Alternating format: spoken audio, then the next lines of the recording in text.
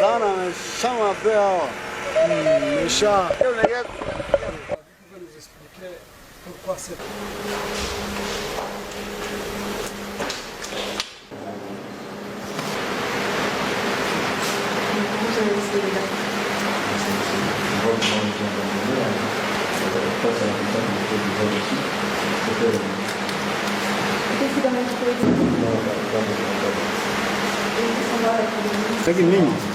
Ici, ils ont laissé beaucoup de stocks de...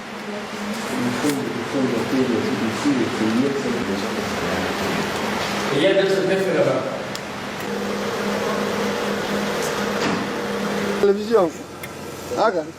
Ah, kuna kata sema.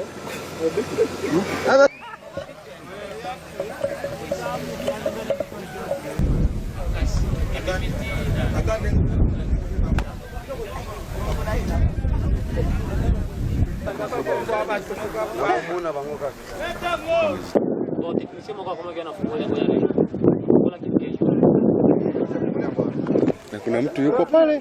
Hauza. Unaona? Ile pale ni mizaili ya nani?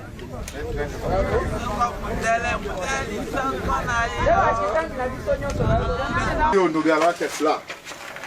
Ya M23? Ya M23. Ilikuwa gala la mabomu. Kama una manga unaweza kuangalia. Lakini kuna hewa kali kidogo.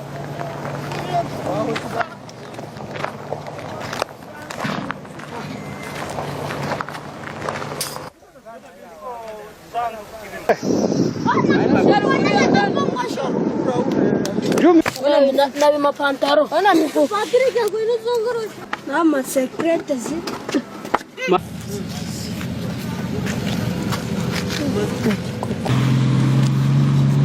Engi.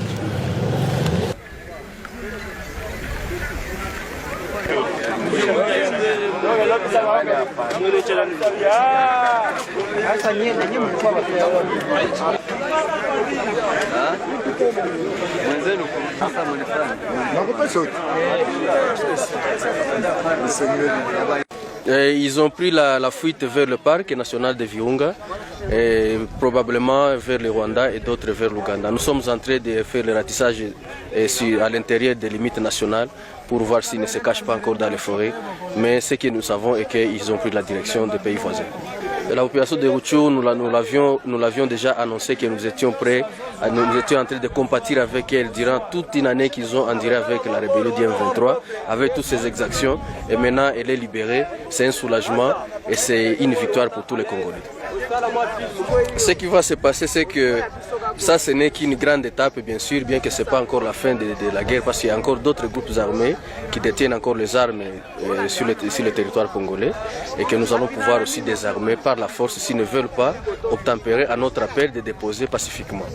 Et donc, après le M23, qui était le groupe le plus vulnérable, il était le groupe le plus dangereux plutôt, et qui avait instauré une administration parallèle, qui avait aussi plusieurs armes, plusieurs munitions avec un soutien extérieur. Vous venez de voir avec moi les stocks d'armement qu'on a récupérés, que ce soit à Rumangabo, que ce soit à Mbuzi, que ce soit ici à Chanzo et à Runyoni.